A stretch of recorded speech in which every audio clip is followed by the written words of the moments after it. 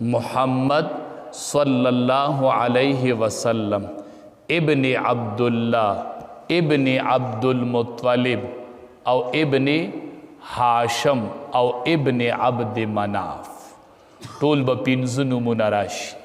محمد یو، ابن عبدالله دوا، ابن عبد المطلب درې، ابن هاشم څلور، ابن عبد مناف پنځه پوښته شول. کم از کم چې دا ټولو ته یاد چې زمونږ د پیغمبر نوم محمد صلی الله علیه وسلم، د پلار نوم عبدالله، د هغه د پلار نوم عبدالمطلب، د هغه د پلار نوم هاشم او د هغه د پلار نوم عبد مناف. چې دا مسلمان ته یادي کم از کم به حیثیت مسلمان هر زنانه و نارینه و لوی و بالغ و نابالغ ټولو ته دا یاد.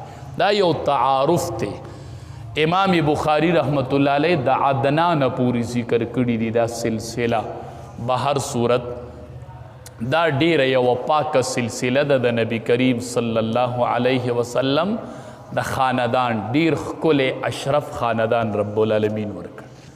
او چې کله نبی کریم صلی الله علیه وسلم پیدا شو په دې میاشت د پیدایش سره د پیدایش په شپه د آتش پرستو اور مړ شو او د بنګلو نه خښتې راوغورځېدلې، لوی لوی انقلابات، یو دریاب اوبه وچې کړلې، نښې رورې ښکاره شولې چې نبی آخر الزمان مورې وی زه اینم چې دا ستوري کته راګوزاریږي او ما کره ررتاویږي. دا حالات د نبی کریم صلی الله علیه وسلم د پیدایش سره شروع شو.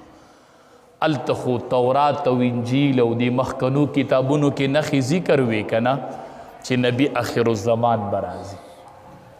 نو د بی بی آمینې د ګیډې مبارکې نه نبی کریم صلی الله علیه وسلم پیدا شو. امام الانبیاء پیدا شو. عبدالمطلب چې دا بیا د په پرورش کې و، ځکه پلار خو وفات دی نو دا د نیکه په پرورش کې دی، د عبدالمطلب په پرورش کې. چې کله اوومه ورځ رالله نو د خاندان او قبیله خبر کړله، عقیقه یې وکړله. د نبی کریم صلی الله علیه وسلم د پیدایش خوشحالي کې خلک خبر کو، عقیقه یې وکړله د نبی کریم صلی الله علیه وسلم. خلق رای ورکولی دا نوم ږدو، دا نوم ږدو، دا نوم ږدو. عبدالمطلب وی نوم به محمدی، محمد صلی الله علیه وسلم. د خوبم لیدلی و چې داسې یو هلک په پیدا کیږي، ټول مشرق او مغرب پورې علاقې به روښانه کیږي او ټول به په ایمان راوړي. نو دوی نوم به یې محمد او دا نوم یې ورله ځکه په دې بنیاد محمد کېښوده چې د محمد معنی د صفت کړلی شوی او تعریف کړلی شوی وي. ما ته علم دی چې ټوله دنیا به د ده تعریفونه کوي، ټوله دنیا به د ده خپوله راځي. دا آبادونه چې دا خښتې ررتاویږي، دا اورونه چې مړه کیږي او دا دریابونه چې وچیږي، نو دکې څه کمالات شته دی.